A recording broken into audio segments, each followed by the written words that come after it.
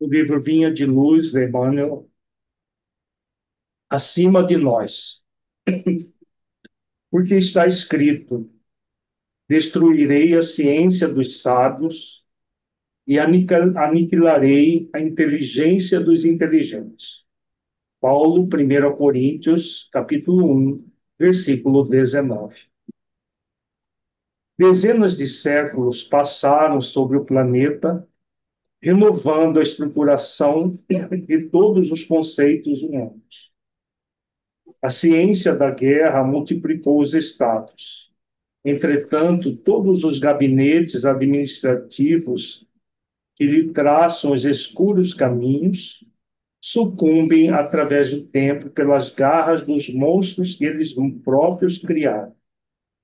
A ciência religiosa estabeleceu muitos templos veneráveis.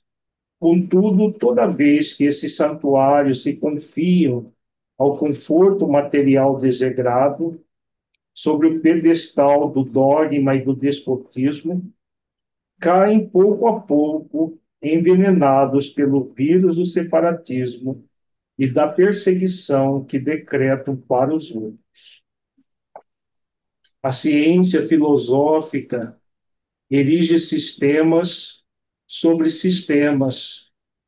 Todavia, quando procura instalar-se no negativismo absoluto perante a divindade do Senhor, sofre humilhações e reveses, dentro dos quais atinge fins integralmente contrários aos que propunha realizar. Em toda parte da história, vemos triunfadores de ontem arrojados ao pó da terra, cientistas que semeiam e recolhem os frutos da morte, filósofos louvados pela turba invigilante que plantam audaciosas teorias de raça e economia, conduzindo o povo à fome, à ignorância e à destruição. Procura, pois, a fé e age de conformidade com a lei de amor, que ela te descortina o coração, porque acima de nós, infinito é o poder do Senhor, e dia virá em que toda mentira e toda vaidade serão confundidas. Vamos elevar os nossos pensamentos a Jesus, rogando a Ele que nos abençoe a todos. O resto, amigo, abençoe-nos, Senhor, em mais esta atividade de estudos. Ampara-nos para que possamos bem refletir os conteúdos que analisaremos na noite de hoje, para utilizá-los na prática das virtudes que todos nós somos convidados a exercitar. Ser conosco nesse ideal, Senhor, que possamos realmente mergulhar na essência desses estudos, dessas orientações, para trazê-las vivas em nossas vidas. Abençoe a todos os espíritos que proporcionaram esses textos, tanto os desencarnados quanto os encarnados, para que nós pudéssemos estar, neste momento, estudando esses conteúdos. Gratidão por tudo, Senhor, gratidão pela vida. Ampara-nos hoje, Senhor. Antes de iniciar, só um lembrete: quem tiver alguma dificuldade com a sua imagem ser publicada no YouTube, por favor, desligar a câmera, porque depois de gravado, esse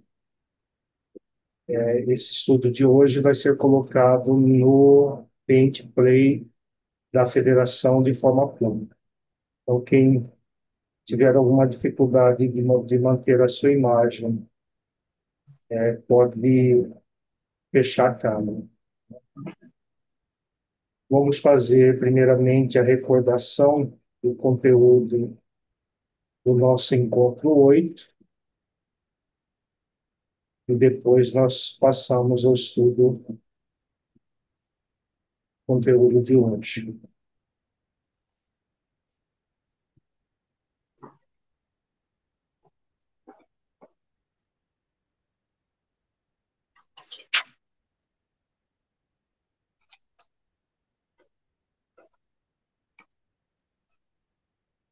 Nós estamos estudando a série de André Luiz, A Vida no Mundo Espiritual, começando com o livro Nosso Lar. Estamos, hoje é o nono encontro, e uma recordação do que nós vimos no encontro 8, no capítulo 12, o umbral. Nós, um trechinho do capítulo 12, que nós estudamos no encontro 8. Então, Lísias diz para André Luiz, aqui André Luiz afirmando, depois Lísias falando para ele. Creio, então, observei que essa esfera se mistura quase com a esfera dos homens. Sim, confirmou o dedicado amigo. E é nessa zona que se estendem os fios invisíveis que ligam as mentes humanas entre si. O plano está repleto de desencarnados e de formas pensamento dos encarnados, porque em verdade todo espírito, esteja onde estiver, é um núcleo irradiante de forças que criam, transformam ou destroem, exteriorizado em vibrações que a ciência terrestre presentemente não pode compreender. Quem pensa está fazendo alguma coisa à luz. O Aquilísias fala sobre formas pensamento. Formas pensamento são tudo aquilo que nós pensamos imediatamente a partir do nosso pensamento no fluido cósmico universal, que todo o universo está imerso nesse fluido, forma no mundo espiritual o nosso pensamento é exteriorizado. Como a maioria da humanidade ainda no nosso planeta, os pensamentos são de ódio, de vingança, de ansiedade, de inquietude, as formas de pensamento dos encarnados são imagens, são movimentos, né? Se a pessoa pensa, por exemplo, matando alguém, essa forma de pensamento da pessoa matando outra pessoa forma do mesmo jeito que a pessoa pensou. Então, o umbral ele está repleto de formas de pensamento, tanto dos desencarnados quanto dos encarnados na Terra. Por isso que forma uma psicosfera densa em torno do planeta, muito escura, muito ausente de luz, né? Uma ausência de luz, então é escura, e são formas destrutivas e exteriorizada em vibrações a partir da energia mental dos encarnados e desencarnados. Então, nós temos a energia mental, que forma o pensamento. A energia mental é formada de pensamentos e sentimentos e da nossa vontade.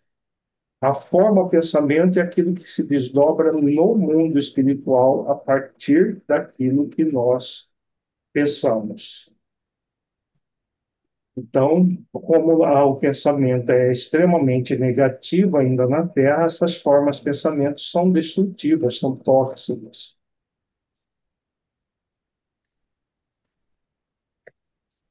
E é pelo pensamento que os homens encontram no umbral os companheiros que afinam com as tendências de cada um.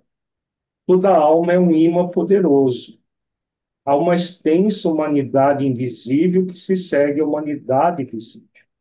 As missões mais laboriosas do Ministério do Auxílio são constituídas por abnegados servidores no umbral, porque se a tarefa dos bombeiros nas grandes cidades terrenas é difícil, pelas labaredas e ondas de fumo que os defrontam, os missionários do umbral encontram fluidos pesadíssimos emitidos sem cessar por milhares de mentes desequilibradas na prática do mal ou terrivelmente flageladas nos sofrimentos retificadores.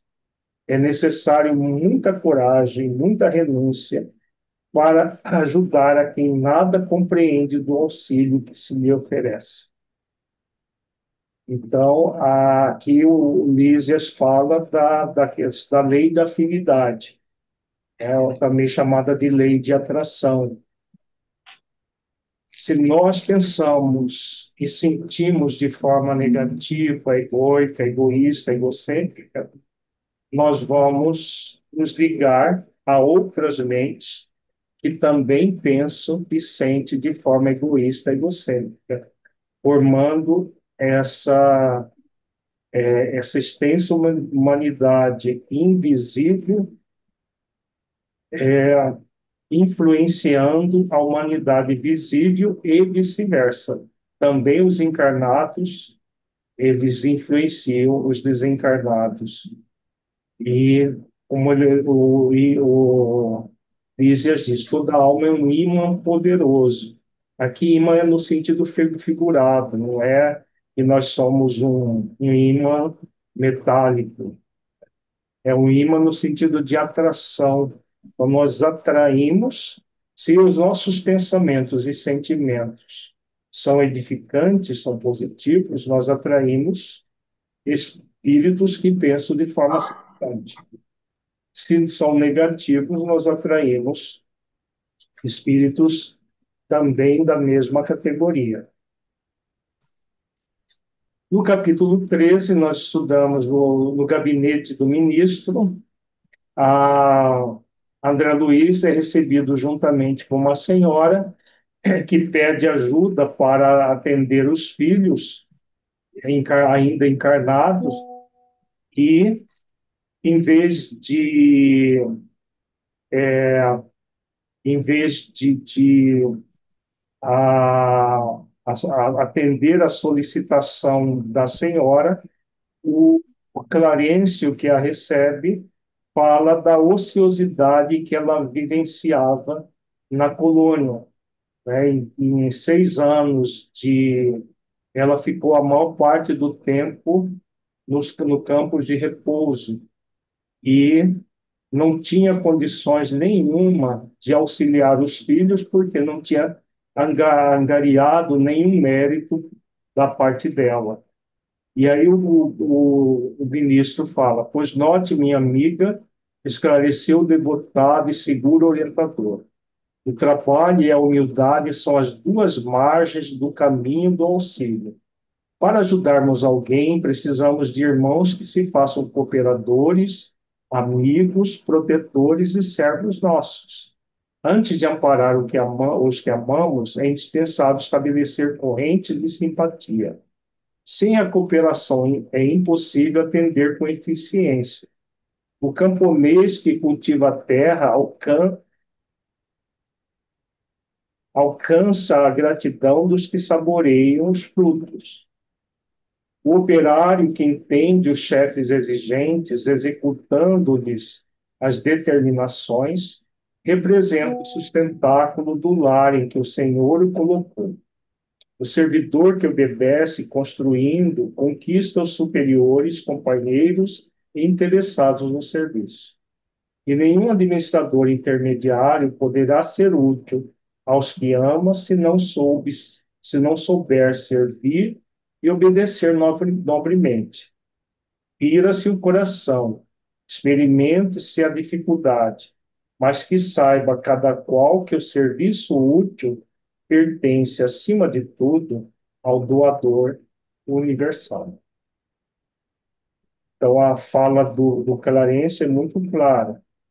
Né? Então, trabalho e humildade, que Falou desse, não toma banho. ela não estava disposta a realizar ações nesse sentido, por preguiça moral em relação à própria evolução, à própria doação. E se ela não tinha condições mínimas nem com ela mesma, quanto mais para atender os filhos. Na questão 564 de O Livro dos Espíritos, aborda essa questão da ociosidade dos espíritos. Kardec pergunta: haverá espíritos que se conservem ociosos, que em coisa alguma útil se ocupem? Que é o caso dessa senhora. Ah, mas esse estado é temporário, dependendo do desenvolvimento de suas inteligências. Há certamente como há homens que só para si mesmos vivem. Pesa-lhes, porém, essa ociosidade, e cedo ou tarde o desejo de progredir lhes faz necessária a atividade, e felizes se sentirão por poderem tornar-se úteis. Referimos-nos aos espíritos que han chegado ao ponto de terem consciência de si mesmo e do seu livre-arbítrio, porquanto, em sua origem, todos são quase crianças que acabam de nascer e que obram mais por instinto que por vontade expressa. Então, com espíritos como o caso dessa senhora que é atendida por Clarence, e já estão numa condição mediana, pode se conservar em ociosidade, sim, mas nunca vai ser infinitamente. Pode ficar indefinidamente até sentirem a necessidade de progredir. As leis, é aquilo que nós falamos no encontro anterior. As leis, dentro da consciência, se movimentam para que a pessoa sinta essa vontade de progredir. Aí a Clarence continua dizendo, né, que fará, pois, da terra se não aprendeu ainda a suportar coisa alguma? Não duvido da sua dedicação aos filhos queridos, mas importa notar que haveria de comparecer por lá como mãe paralítica, incapaz de prestar socorro justo, para que qualquer de nós alcance a alegria de auxiliar os amados, faz-se necessária a interferência de muitos a quem tenhamos ajudados por nossa vez. Os que não cooperam não recebem cooperação. Isso é da lei eterna. E se minha irmã nada acumulou de seu para dar, é justo que procure a contribuição amorosa dos outros. Mas como receber a colaboração imprescindível se ainda não semeou nem mesmo a simples simpatia? Volte aos campos de repouso onde se abrigou ultimamente e reflita. Examinaremos depois o assunto com a devida atenção.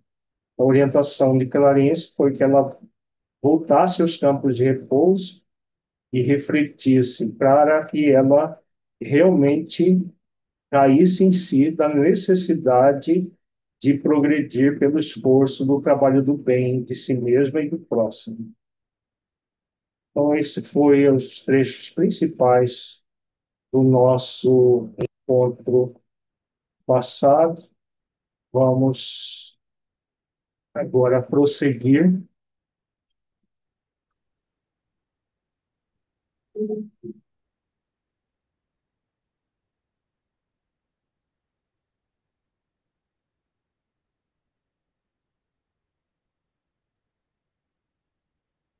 Nós vamos para o capítulo 14, Elucidações de Clarence. Lembrando que quem qualquer falta de entendimento de algum conteúdo, é só levantar a mão aqui. Aqui embaixo tem reagir ou reaction, em inglês, e levanta a mão, tá? Para fazer a pergunta ou o comentário. Não é só pergunta, também comentários também são bem-vindos. Elucidações de Clarice. Pulsava-me precípite o coração, fazendo-me lembrar o aprendiz bisonho diante de examinadores rigorosos. Vendo aquela mulher em lágrimas e ponderando a energia serena do ministro do auxílio, tremia dentro de mim, tremia dentro de mim mesmo, arrependido de haver provocado aquela audiência. Não seria melhor calar, aprendendo a esperar deliberações superiores? Não seria presunção descabida pedir atribuições de médico naquela casa onde permanecia como enfermo? A sinceridade de Clarencio para com a irmã que me antecedera despertara-me de raciocínios novos. Quis desistir, renunciar ao desejo da véspera e voltar ao aposento, mas era impossível. O ministro do auxílio, como se adivinhasse meus propósitos mais íntimos, exclamou em tom firme, pronto a ouvi-lo. Ia solicitar instintivamente qualquer serviço médico em nosso lar, embora a indecisão me dominasse. Entretanto, a consciência me advertia. Por que referir-se a serviço especializado? Não seria repetir os erros humanos, dentro dos quais a vaidade não tolera outro gênero de atividade senão o correspondente aos preconceitos dos títulos nobiliárquicos ou acadêmicos? Esta ideia equilibrava-me a tempo bastante confundido, falei. Tomei a liberdade de vir até aqui, rogar seus bons ofícios, para que me reintegre no trabalho. Ando saudoso dos meus mistérios, agora que a generosidade do nosso lar me reconduziu à bênção da harmonia orgânica. Qualquer trabalho útil me interessa, desde que me afaste da inação. Clarencio fitou-me longamente como a identificar minhas intenções mais íntimas. Já sei, verbalmente pede qualquer gênero de tarefa, mas no fundo sente falta dos seus clientes, do seu gabinete, da paisagem de serviço com que o Senhor honrou sua personalidade na terra. Até aí, as palavras dele eram jatos de conforto e esperança, que eu recebia no coração com gestos confirmativos.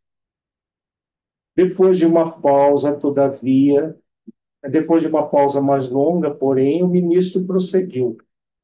Convém notar, todavia, que às vezes o Pai nos honra com a sua confiança e nós desvirtuamos os verdadeiros títulos de serviço. Você foi médico na terra, cercado de todas as facilidades no capítulo dos estudos. Nunca soube o preço de um livro, porque seus pais generosos lhe custeavam todas as despesas. Logo depois de graduado, começou a receber proventos compensadores. Não teve sequer as dificuldades do médico pobre, compelido a mobilizar relações afetivas para fazer clínica. Prosperou tão rapidamente que transformou facilidades conquistadas em carreira para a morte prematura do corpo. Quando moço e sadio, cometeu numerosos abusos dentro do quadro de trabalho a que Jesus o conduziu. Então, nós estamos vendo aqui, né, nesse capítulo, a André Luiz sendo defrontado com a verdade.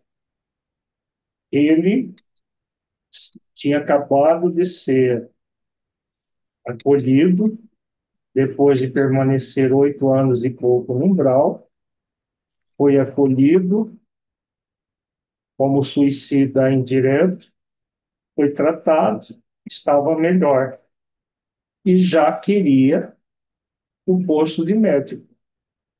Ele que ainda estava se recuperando da doença, queria, no fundo, já continuar como médico no mundo espiritual, sendo que o médico no mundo espiritual a medicina é bem diferente da medicina no mundo físico. Agora, ele queria o posto de médico, orgulhoso como ele ainda estava, porque ele tinha sido médico no mundo físico. Então, nada mais justo, entre aspas, dele ser médico no mundo espiritual. Como se o título científico equivalesse no mundo espiritual. Então, aqui esse capítulo vai nos mostrar que o título científico transitório que nós temos no mundo não garante sabedoria. Então, André Luiz foi um médico falido. Então, ele já queria sair da posição de médico falido para médico no mundo espiritual. Sendo que no mundo espiritual, em uma colônia como o nosso lar e outras, o que garante o serviço não é o título acadêmico da pessoa, é a experiência e o esforço que ela fez para realizar o seu plano existencial. Nós vimos que André Luiz, ele praticamente não realizou nada do plano existencial enquanto estava no corpo.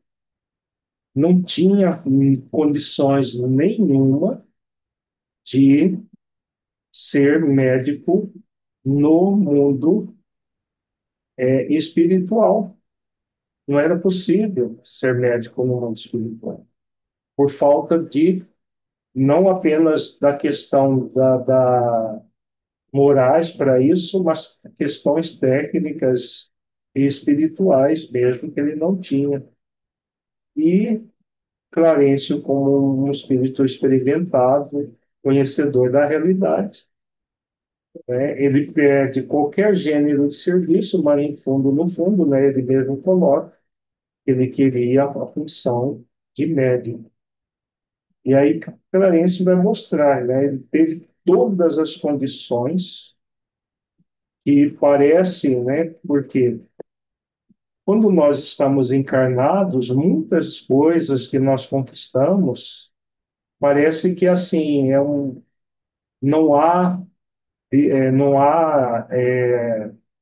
uma intervenção na providência divina, não há uma programação prévia, é como se fosse assim, é banal. Foi o que André Luiz fez da vida dele. Veja que Clarencio fala, nem ele nunca soube o preço de um livro.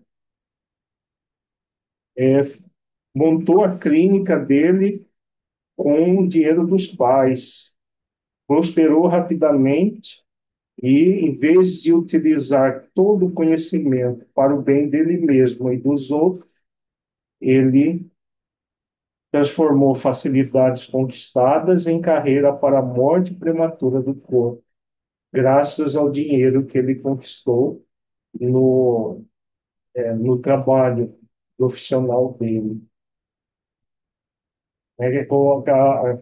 Clarence continua, cometeu numerosos abusos dentro do quadro de trabalho a que Jesus o conduziu.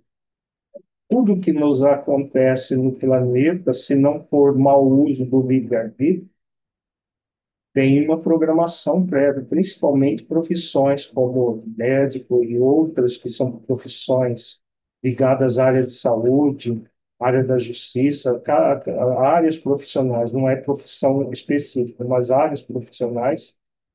A programação é feita com muita antecedência e tem o plano existencial é composto de propósito existencial, que é o desenvolvimento de virtudes, e o programa, que é o desenvolvimento de atividades que vão acontecer durante a existência da pessoa, ligada à profissão, família, trabalho voluntário e várias outras situações que fazem parte do programa da pessoa. Então, André Luiz não realizou nada, nem o propósito, nem o programa. Para que o espírito possa fazer jus a tarefas mais complexas, E no mundo espiritual é necessário que ele tenha condições psíquicas, emocionais e de habilidade para isso. Ele não tinha. Então, o que leva uma pessoa a pensar assim, novamente o velho orgulho? André Luiz, quando ele, a, ele ora na dimensão espiritual, ele humildou minimamente o orgulho para ser atendido. Depois, quando ele foi defrontado com o suicídio, ele fica extremamente revoltado por causa do orgulho e da rebeldia que ele trazia, até que ele reconhece, humilde o orgulho e uma mansa rebeldia. Agora, aqui o orgulho volta novamente. Isso está demonstrando para nós.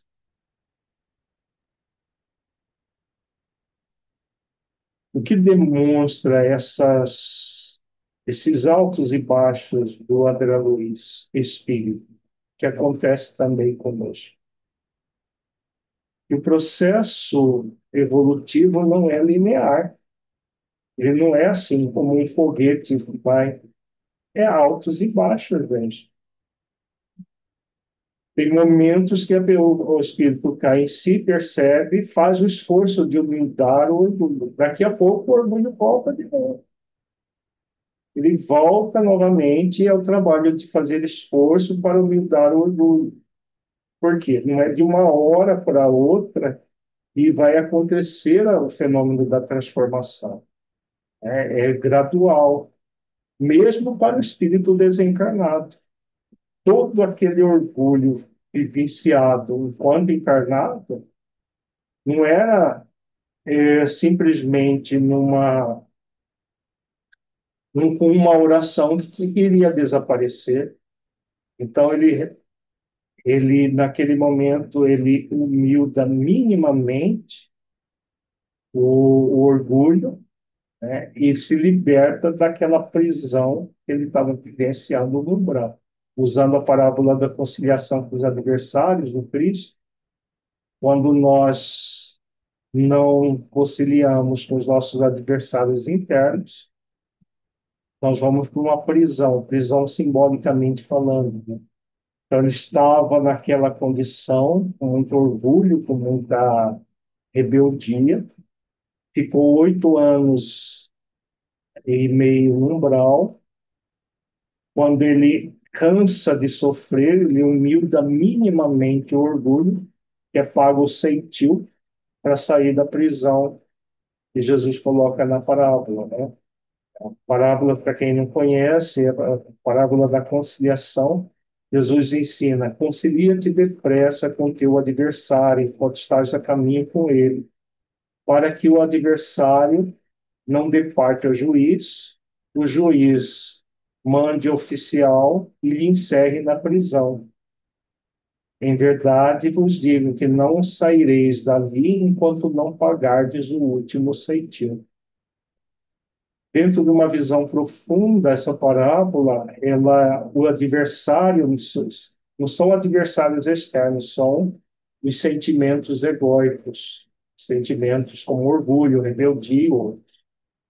Conciliação é o processo em que a pessoa, na hora que o adversário se manifesta, né, ele fala, concilia-te depressa.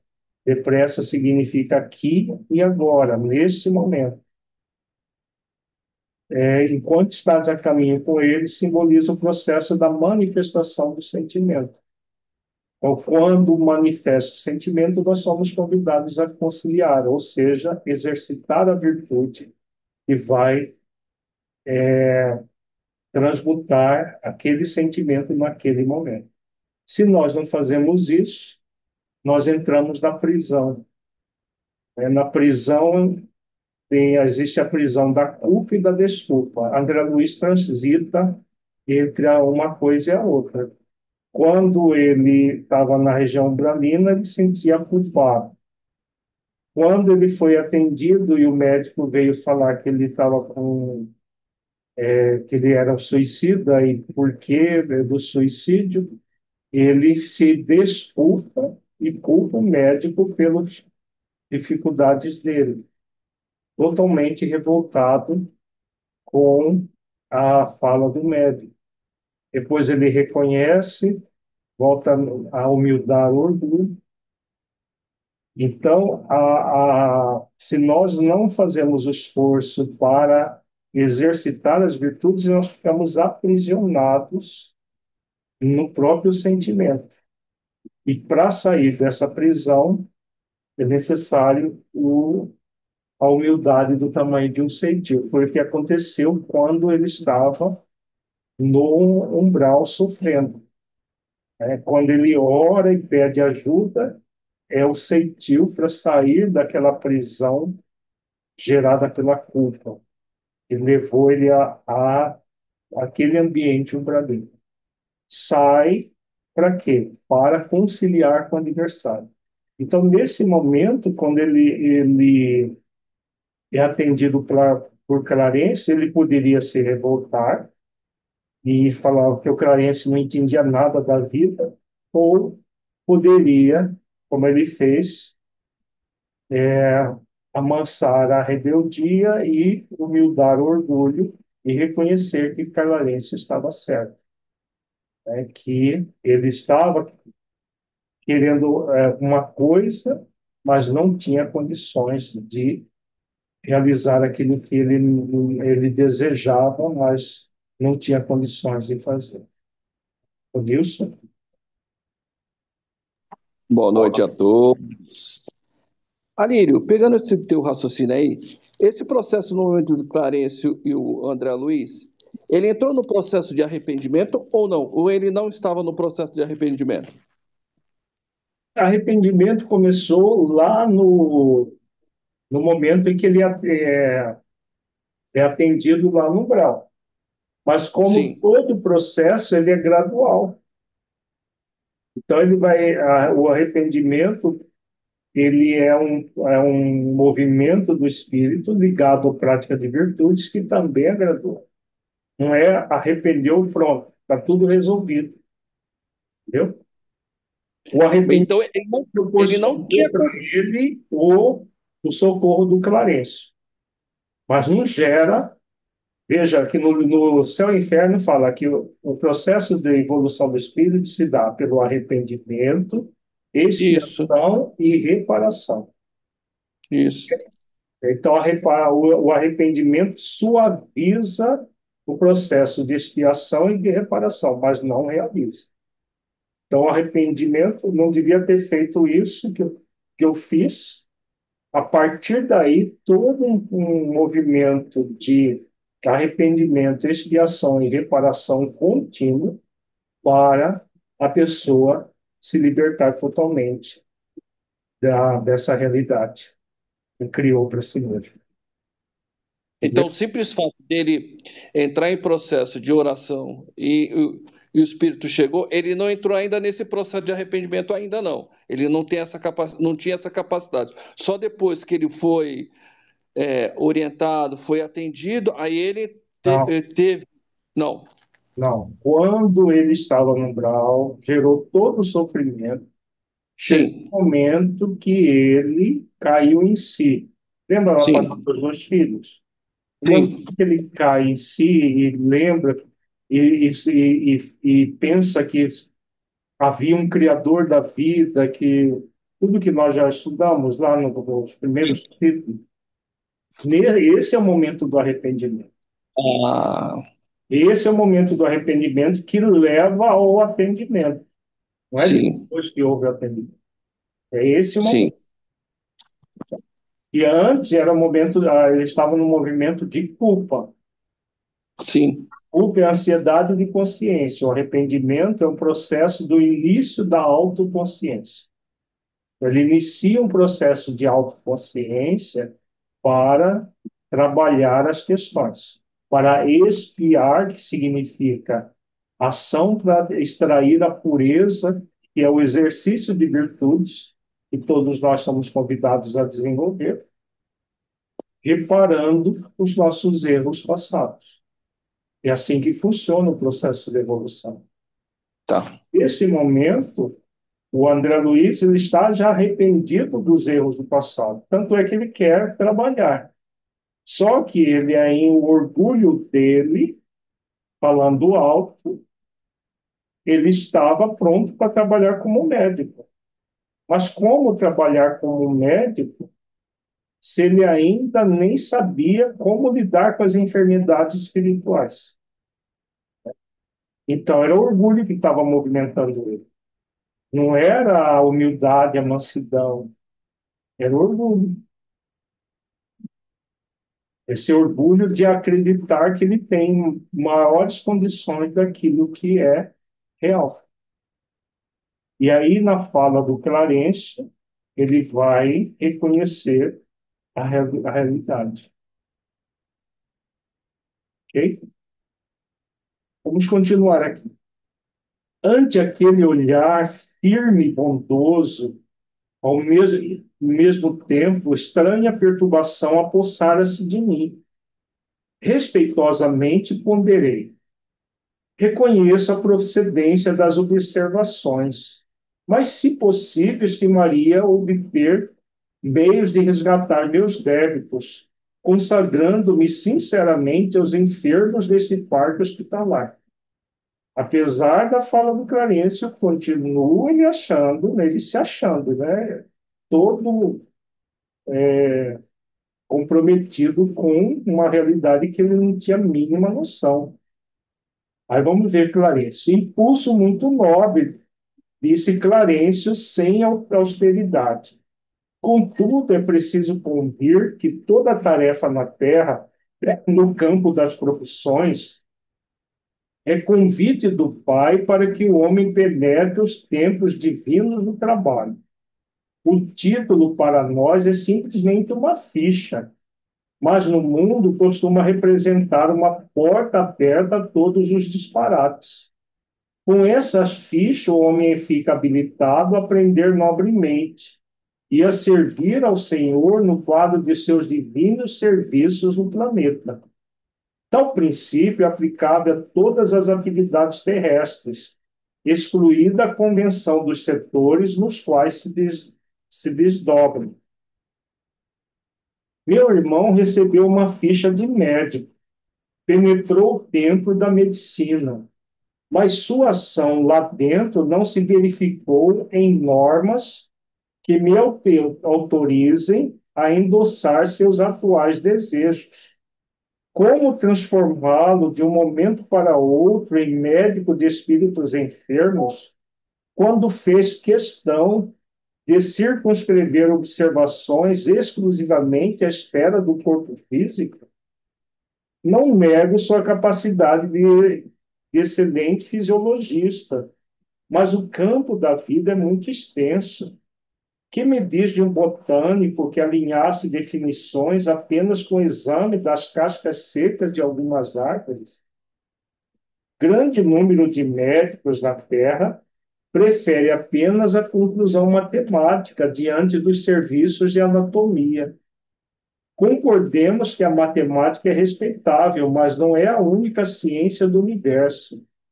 Como reconhece agora, o médico não pode estacionar em diagnósticos e terminologias. Há que penetrar a alma, sondar-lhe as profundezas. Muitos profissionais da medicina no planeta são prisioneiros das salas acadêmicas, porque a vaidade lhes roubou a chave do cárcere.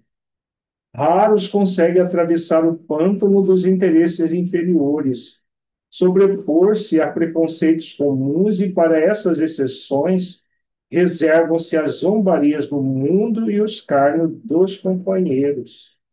Esse texto é de 1939, essa fala. E até hoje ainda é assim. Médicos que trabalham espiritualidade e religiosidade ainda recebem as zombarias do mundo, o escárnio dos companheiros. A medicina ainda é muito materialista, e o André Luiz foi um desses materialistas. que só via o corpo físico. Como que ele podia atender espíritos desencarnados se ele desconhecia totalmente o perispírito? Vejamos que a pretensão dele era de uma arrogância, de uma soberba enorme, que ele não tinha ainda refletido. Se ele só acreditava que morrer, que o corpo era o único corpo físico, né, que morria, tudo acabava, tanto é que ele fica admirado de, saber, de se ver como espírito imortal. Essa fala que o Clarencio coloca aqui. A vaidade lhes roubou a chave do cárcere.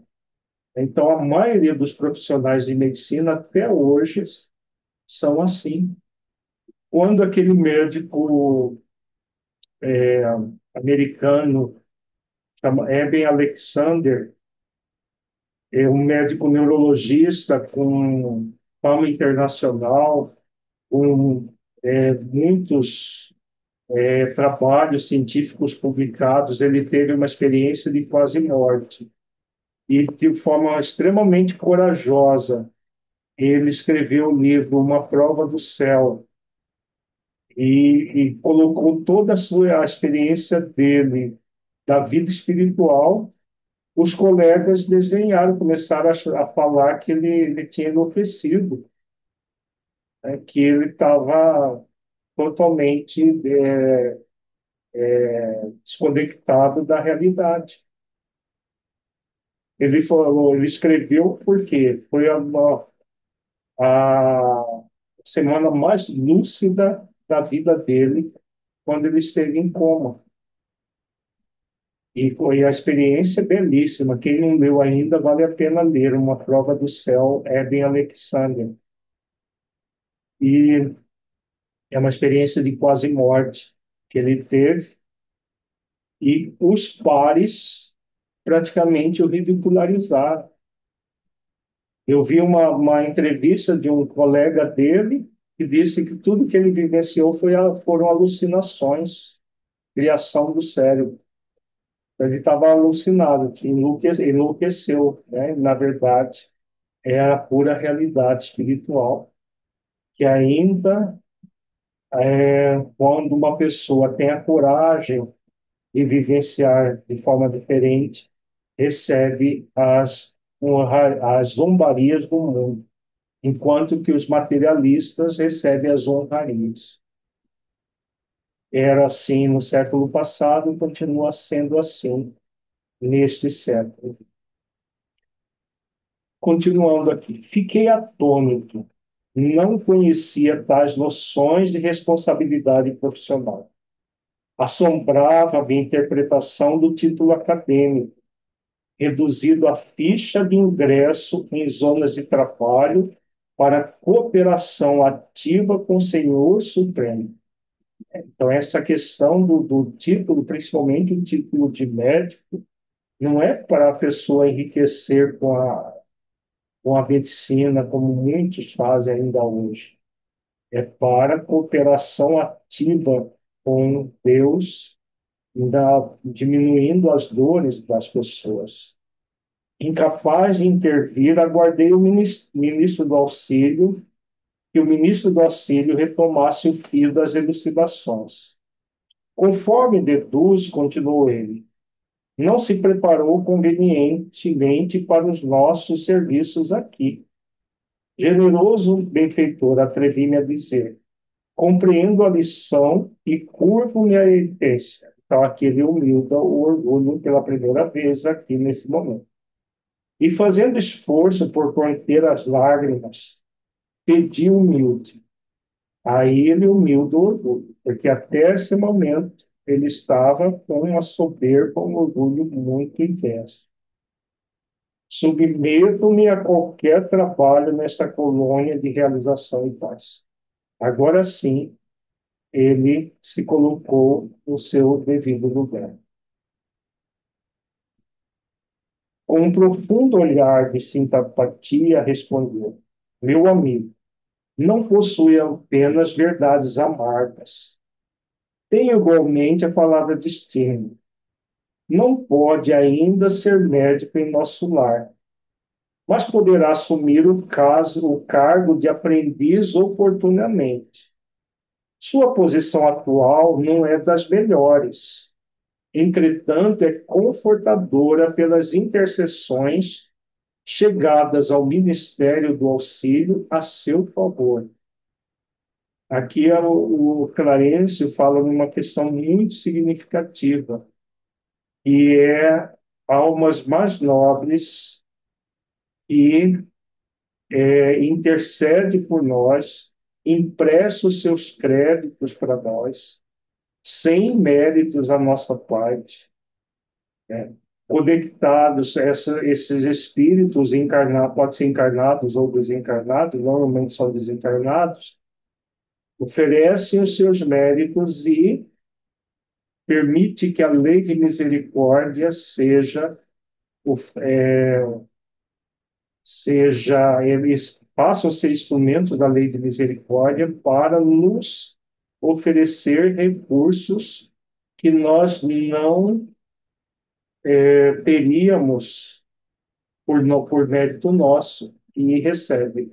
O André Luiz, ele recebeu as intercessões da mãe dele, que é um espírito muito mais evoluído que ele, né? E as intercessões da mãe o auxiliaram desde o momento do resgate de Clarice.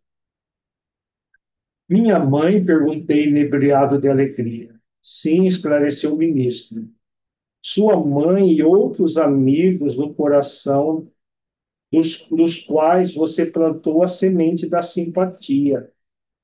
Logo após sua vinda, pedi ao Ministério do Esclarecimento providenciasse a obtenção de suas notas, que as examinei atentamente. Essa parte aqui é muito importante. Tudo que nós fazemos no mundo fica registrado. Fica registrado na nossa consciência e em registros também no mundo espiritual. Vamos ver aqui. Muita imprevidência, numerosos abusos e muita irreflexão. Mas nos 15 anos de sua clínica, também proporcionou rituário gratuito a mais de 6.000 necessitados. Na maioria das vezes, praticou esses atos meritórios absolutamente por troça. O verdadeiro bem, ou por troça, mas presentemente, pode verificar que, mesmo por troça, o verdadeiro bem espalha bênçãos em nossos caminhos. Desses beneficiados, 15 não esqueceram e têm enviado até aqui veementes apelos a seu favor. Devo esclarecer, no entanto, que mesmo o bem que proporcionou aos indiferentes surge aqui a seu favor. Concluindo a sorrir as elucidações surpreendentes, Clarencio acentuou: aprenderá lições novas em nosso lar e, depois de experiências úteis, cooperará eficientemente conosco, preparando-se para o futuro infinito. Sentia-me radiante. Pela primeira vez, chorei de alegria na colônia. Oh, quem poderá entender na terra semelhante júbilo? Quem poderá entender na terra semelhante júbilo? Por vezes é preciso se cabe o coração no grande eloquente silêncio divino. Bonito, né? Então vejamos, apesar de toda a imprevidência, de todo o mal que ele fez para ele mesmo, ele atendeu 6.000 pessoas sem cobrar. E aí, a maioria foi por troça. Ah, vou atender essa pessoa. É como se não foi por aquele movimento de caridade cristã virtuoso. É pura filantropia. Ah, posso atender essa pessoa e atendia. Veja que mesmo isso gerou benefícios. É aquilo que, por exemplo, no movimento espírita tem muito assistencialismo, que é diferente de caridade cristã, a dívida da beneficência, que é a caridade material. Mas mesmo assistencialismo, se atende à necessidade de alguém, tem mérito, né? Conta para a pessoa. Quem já leu o livro Voltei do irmão Jacó, é o caso dele. Fez muita atividade para o fora. Serviu de recurso para ele ser, nem passar pelo umbral, né? Ele não foi levado para uma colônia sem ficar um estágio longo, mas não gerou transformação interior.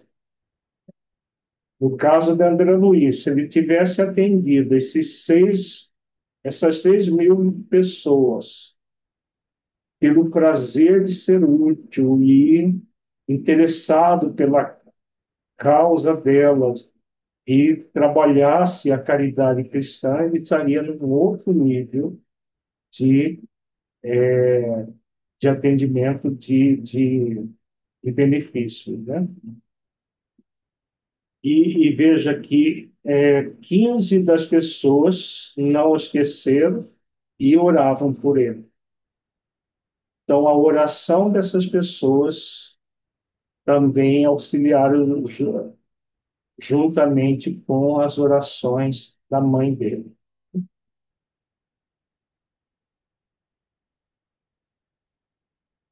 E aí ele fala, né? Devo esclarecer, no entanto, que mesmo o bem que proporcionou aos indiferentes surge aqui a seu favor. E aí ele fala que ele chora de alegria por reconhecer, apesar das limitações, as possibilidades de renovação que ele tinha à sua frente, né? Belíssima lição, né? Vamos ver agora o capítulo 15, nós temos tempo, vamos para o capítulo 15. A visita materna. Atento às recomendações de Clarencio, procurava reconstituir energias para recomeçar o aprendizado. No outro tempo, talvez me sentisse ofendido com as observações aparentemente tão ríspidas, mas naquelas circunstâncias, lembrava meus erros antigos e sentia-me confortável. Os fluidos carnais compelem a alma a profundas sonolências. Em verdade, apenas agora reconhecia que a experiência humana não poderia, em hipótese alguma, ser levada à conta de brincadeira. A importância da encarnação na Terra surgia-me aos olhos, evidenciando grandezas até então ignoradas. Considerando as oportunidades perdidas, reconhecia não merecer a hospitalidade de nosso lar. Clarencio tinha dobradas razões para falar-me com aquela franqueza. Vejamos que a reflexão que Clarencio proporcionou levou André Luiz a fazer essa autoanálise. É o que todos nós somos convidados. Quando nós somos defrontados a uma limitação, um adversário nosso, no sentido de sentimento egóico, o convite é esse, de refletir. Veja que ele diz que se fosse num tempo anterior, ele ficaria ofendido. Ofensa é orgulho ferido. Então, ele reconhece que o grande objetivo da vida é aprender com as experiências. Então, ele ao refletir isso, né, trazer as orientações para dentro da vida dele, ele proporciona para si mesmo uma, um aprendizado muito profundo. Passei dias entregue a profundas reflexões sobre a vida. É assim que se evolui, tanto no mundo físico quanto no mundo espiritual. fazendo reflexões sobre aquilo que acontece conosco. A maioria das pessoas entra na culpa ou na desculpa, ou transita entre as duas, que é a prisão da parábola do consolador, da conciliação com os adversários. Nós temos a prisão da culpa e a prisão da desculpa, que nos mantém no mesmo nível evolutivo, não permite que nós evoluamos com as experiências. No íntimo, grande ansiedade de rever o lar terreno. Abstinha-me, porém, de pedir novas concessões. Os benfeitores do Ministério do Auxílio eram excessivamente generosos para comigo. Adivinhavam-me os pensamentos. Se até ali não me haviam proporcionado satisfação espontânea a semelhante desejo, é que tal propósito não seria oportuno. Na verdade, eles não adivinhavam os pensamentos, né? O espírito de uma certa envergadura, ele ouve o pensamento como se ele estivesse falando com a boca. Calava-me, então, resignado e algo triste. Lísias fazia o possível por alegrar-me com os seus pareceres consoladores. Eu estava, porém, nessa fase de recolhimento inexprimível, em que o homem é chamado para dentro de si mesmo pela consciência profunda. Então, é um momento para o espírito muito importante, esse momento de introspecção, de buscar na própria consciência as respostas. Um dia, contudo, o bondoso visitador penetrou radiante no meu apartamento, exclamando: Adivinhe quem chegou à sua procura. Aquela fisionomia alegre, aqueles olhos brilhantes de Lísias não me enganavam. Minha mãe, respondi confiante. Olhos arregalados de alegria, vi minha mãe entrar de braços estendidos. Filho, meu filho, vem a mim, querido meu. Não posso dizer o que se passou então. Senti-me criança, como no tempo em que brincava a chuva, pés descalços na areia do jardim. Abracei-me a ela carinhoso, chorando de júbilo, experimentando os mais sagrados transportes da aventura espiritual. Beijei-a repetidas vezes, apertei-a nos braços, misturei minhas lágrimas com as suas lágrimas. E não sei quanto tempo estivemos juntos, abraçados. Afinal, foi ela que me despertou do enlevo recomendado. Vamos, filha, não te emociones tanto assim. A alegria também, quando excessiva, costuma castigar o coração. Muito interessante, né? Esse trecho aqui também. Por quê? Nós somos espíritos imortais. Nós somos, na verdade, irmãos em humanidade. Nós não somos filhos, nem pais, nem mães, nem... Somos irmãos em humanidade. Somos filhos do mesmo Criador. A mãe de André Luiz fez o papel de mãe nessa última existência. Os dois, ele filho, ela filha, mãe. Mas estavam aqui vivenciando a condição de mãe e filho, que é uma condição transitória, mas estão vivenciando. Por quê? Porque o processo de evolução não dá salto. Então, a mãe continua sendo mãe, mesmo desencarnada. Na verdade, são dois irmãos em humanidade, se abraçando. Mas a experiência da maternidade muitas vezes leva o espírito a essa condição de colaborar com o crescimento do outro espírito que foi filho em uma existência. Às vezes colabora várias existências, continua desencarnada e ajudando o filho, aquele espírito que foi filho um dia. É uma das funções da maternidade mais belas, né, Dani? que é a função colaborativa, tanto da maternidade quanto da paternidade. Colaborar com aquele espírito imortal que foi ele. Em vez de carregar minha adorada velhinha nos braços, como fazia na terra, nos derradeiros tempos de sua romagem por lá, foi ela que me enxugou o pranto copioso, conduzindo-me ao divã.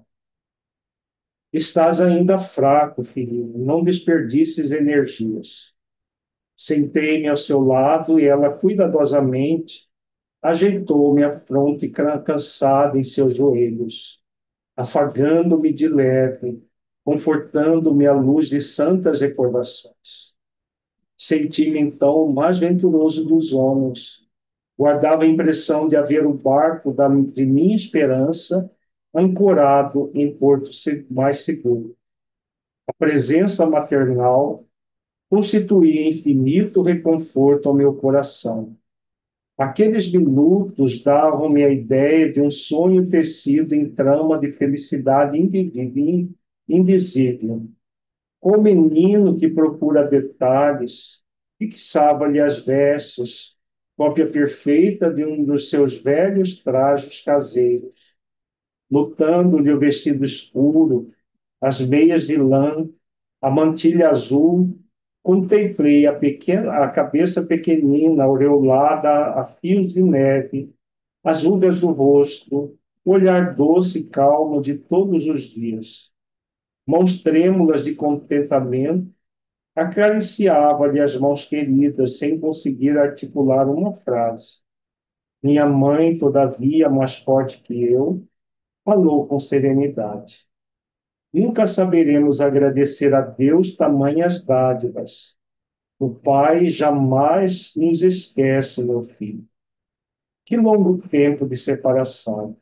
Não julgues, porém, que me houvesse esquecido.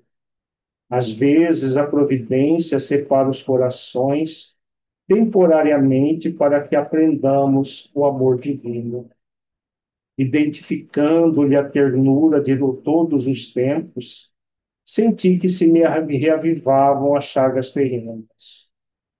Oh, como é difícil alijar resíduos trazidos da terra! Como pesa a imperfeição acumulada em séculos sucessivos!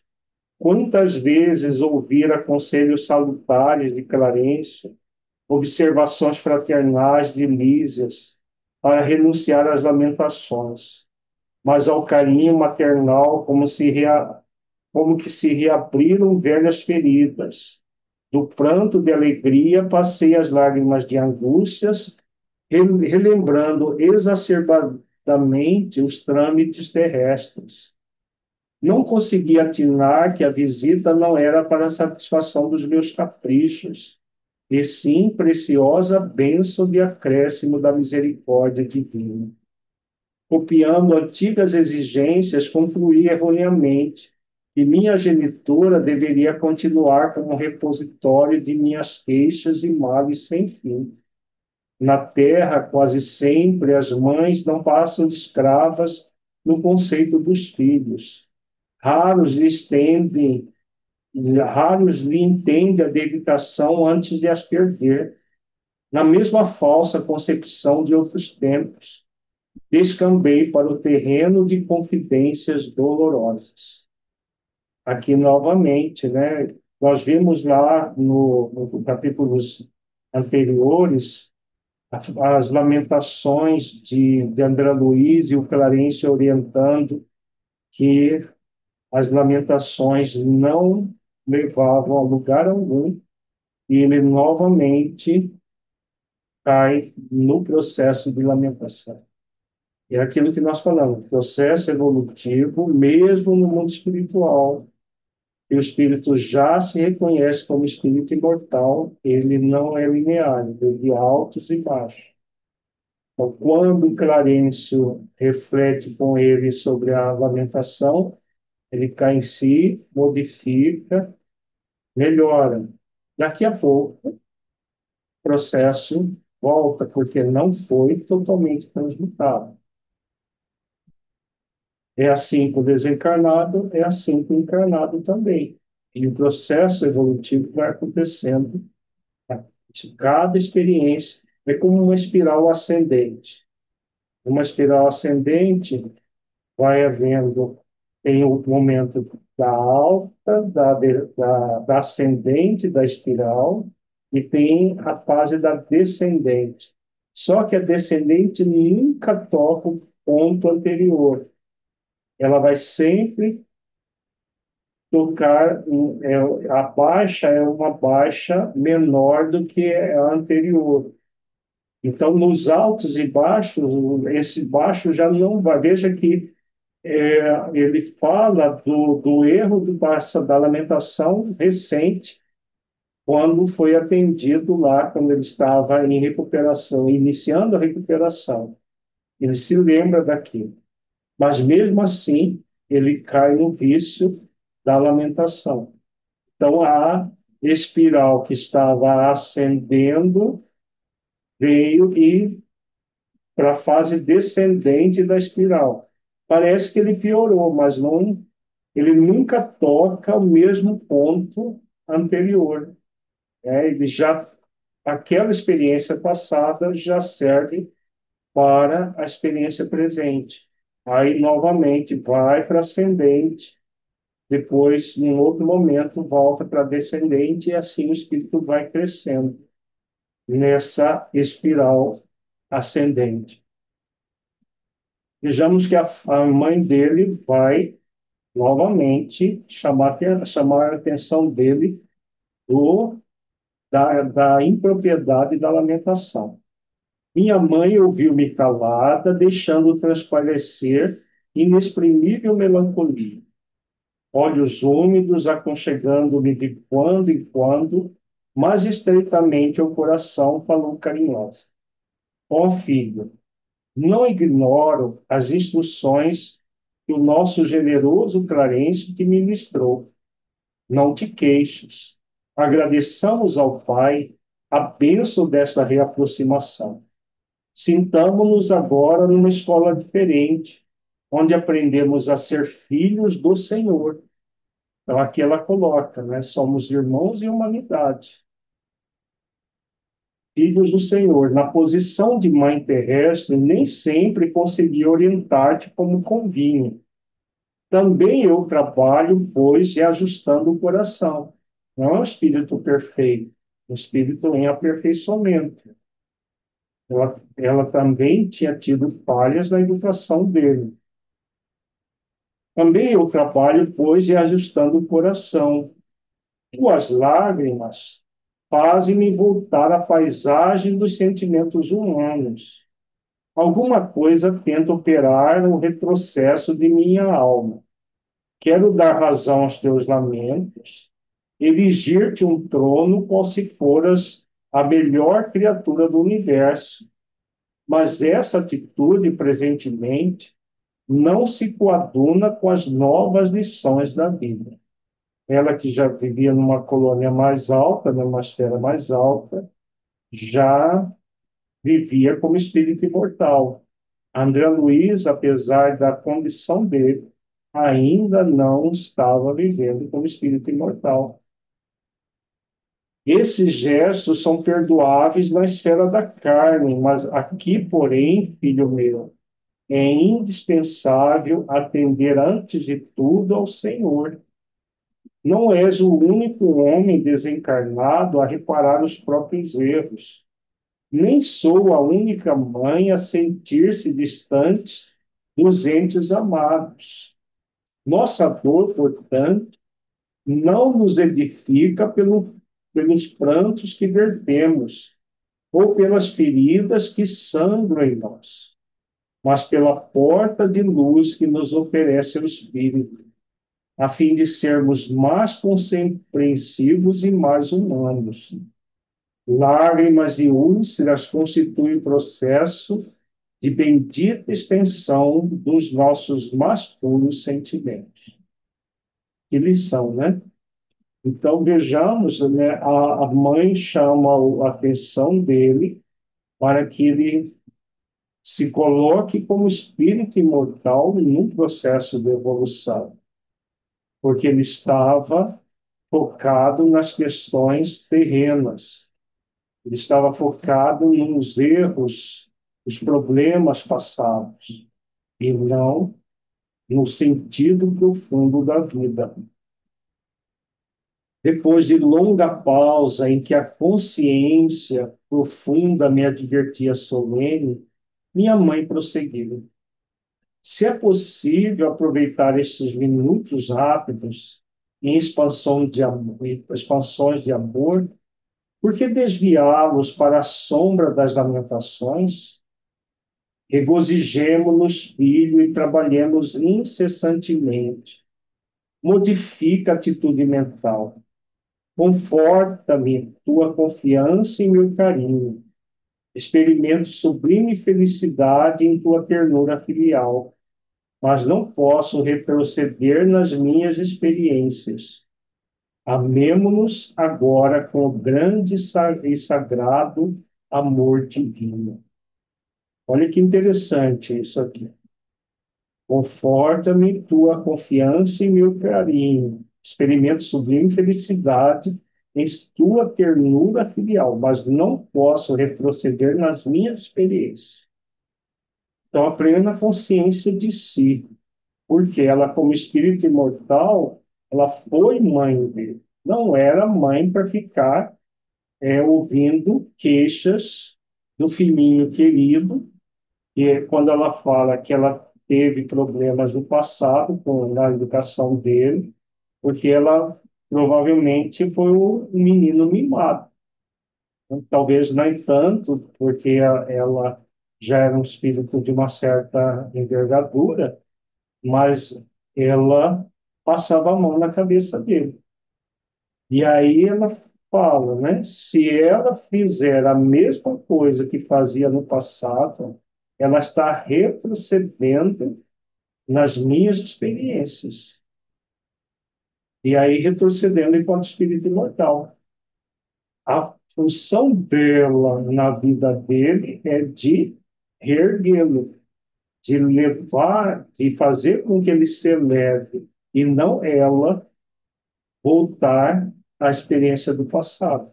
Porque, como ela diz aqui, ó, esses gestos são perdoáveis na esfera da carne. Aqui, porém, filho meu, é indispensável atender antes de tudo ao Senhor. Então, essas orientações são muito interessantes, não apenas para o desencarnado, mas para nós encarnados também. Porque o grande convite da vida é que nós vivamos como espíritos imortais, porque é o que nós somos. Nós somos espíritos imortais vivendo momentaneamente uma experiência terrestre. Então, quando nós analisamos as coisas como espíritos imortais, nós vamos focar sempre nas lições que as experiências nos trazem. Nós vamos focar no esforço que nos cabe para sempre aprender com as experiências, não para queixas, para lamentações, para situações inúteis em si mesmos. No ambiente familiar, é um ambiente que muitas vezes, em vez de elevar em conjunto, nós ficamos lamentando a vida em conjunto. Era a viciação que André Luiz trazia e que, de uma certa forma, a mãe dele, como ela está falando aqui, ela, de alguma forma, auxiliou nesse processo. E agora ela está o chamando para modificar a atitude mental. Amemo-nos agora com o grande e sagrado amor divino. Isso não deve ser apenas para desencarnados. Essas revelações chegam para nós para que nós coloquemos isso em nossas vidas também, como encarnados. Aquelas palavras benditas me despertaram. Guardava a impressão de fluidos vigorosos que partiam do sentimento materno, vitalizando meu coração. Minha mãe me contemplava desvanecida, mostrando belo sorriso.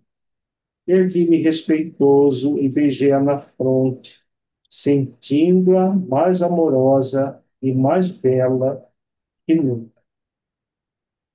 Alessandro? Boa noite a todos. Alírio, aqui no começo do capítulo 15, quando ele fala os fluidos carnais compelem a alma a profundas sonolências, ele está confirmando o alerta do Mestre Jesus em Mateus, vigiai e orai, o espírito está pronto, mas a carne é fraca. No nosso nível evolutivo, assim, é comum na Terra, quando a gente mergulha, ainda está num processo de sonolência, diferente de um mundo de regeneração, ou os superiores que os espíritos encarnam, mas já são mais maduros perante as experiências? Essa sonolência é o símbolo desse movimento que é muito forte ainda na Terra, de nós não nos vermos como espíritos imortais.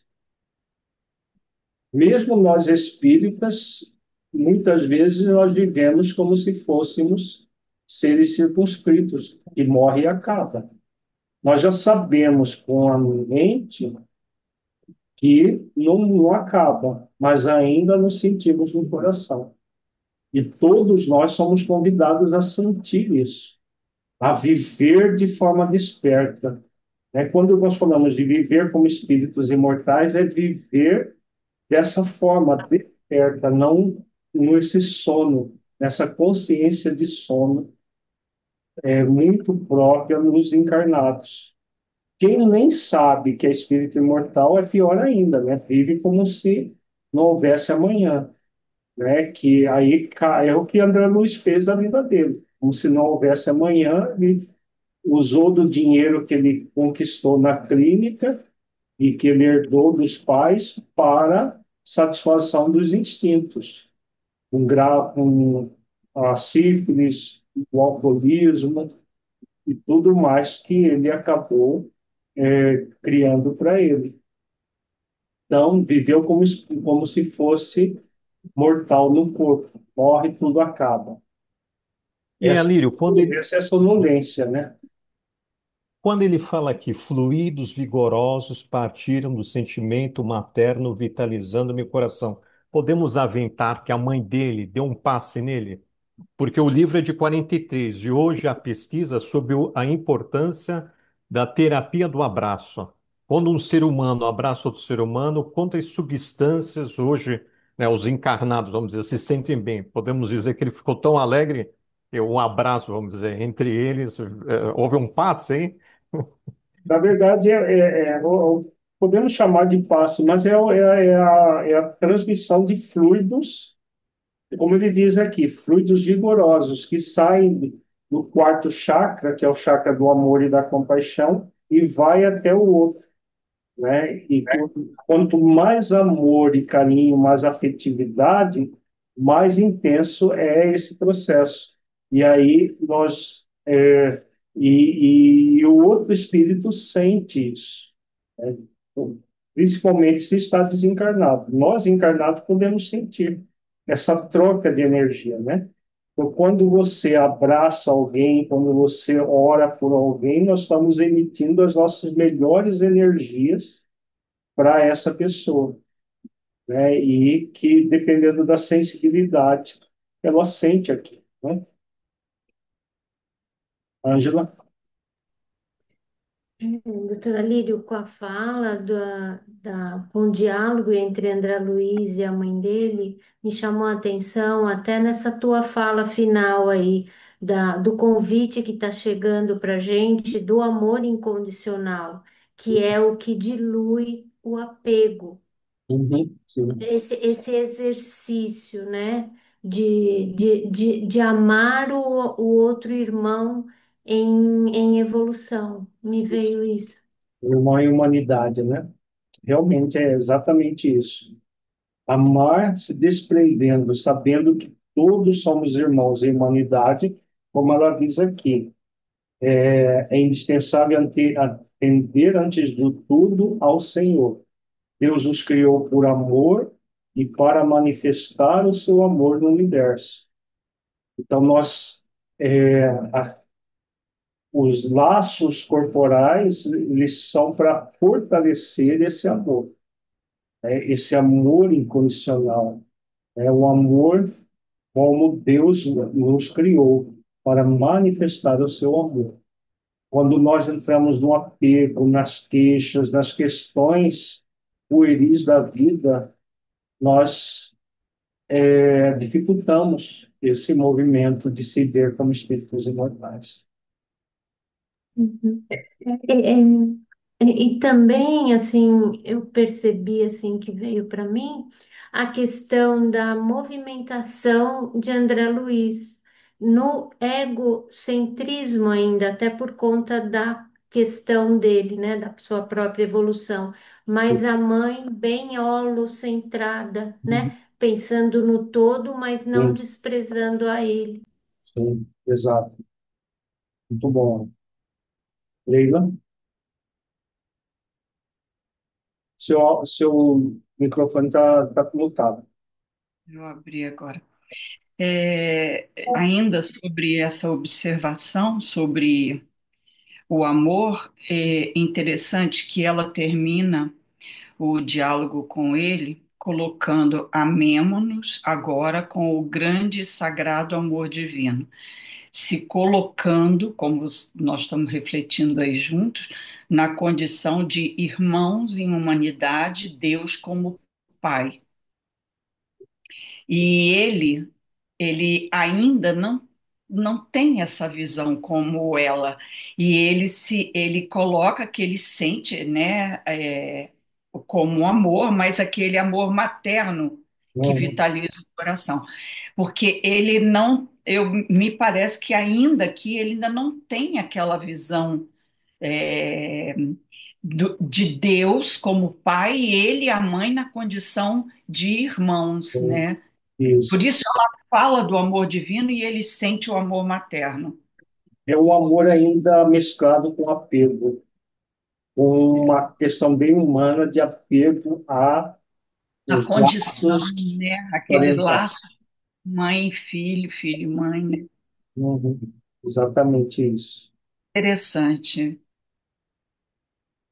Muito rico, né, esse capítulo aqui, né, nessa questão de refletir o, a, o significado, né, dos relacionamentos e da importância de se viver como espíritos imortais. Uhum. Nosso tempo já foi, vamos. Ana Rita, você pode fazer a prece, agradecendo por nós a experiência? Posso sim.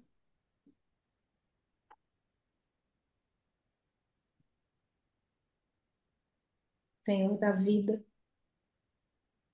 Pai de infinita bondade, somos gratos pela oportunidade destes momentos de reflexões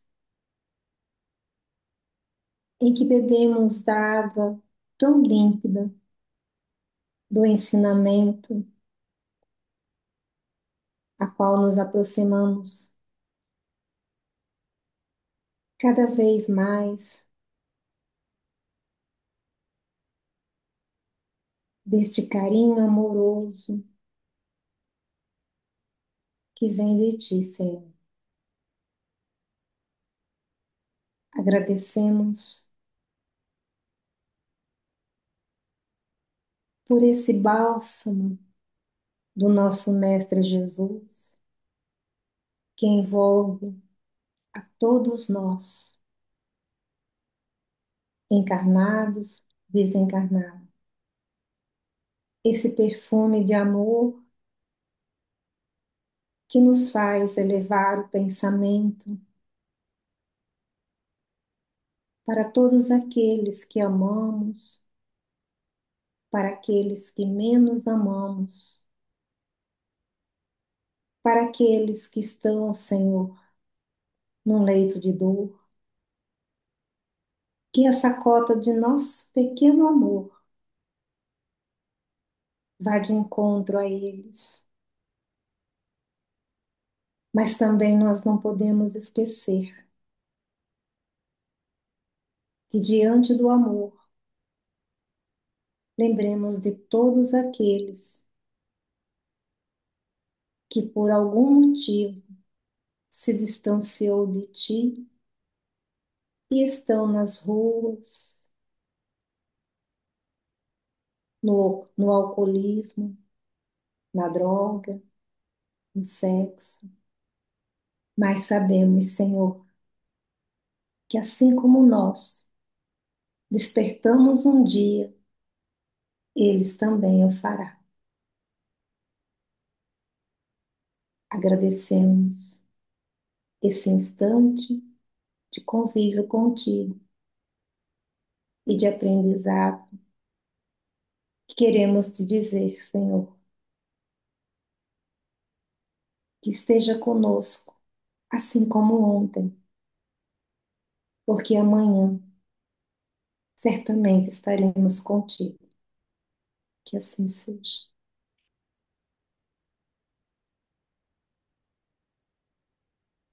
Uma boa noite para todos nós, muita paz. Boa Nós nos noite. vemos na próxima terça. Boa Boa noite. Boa noite, noite, Ali. boa noite. Gratidão. Boa noite. Boa noite a todos.